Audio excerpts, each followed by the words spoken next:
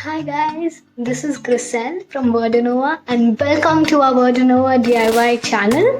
So today we shall learn how to paint a very pretty cherry blossom tree in this tutorial. So let's get started, shall we?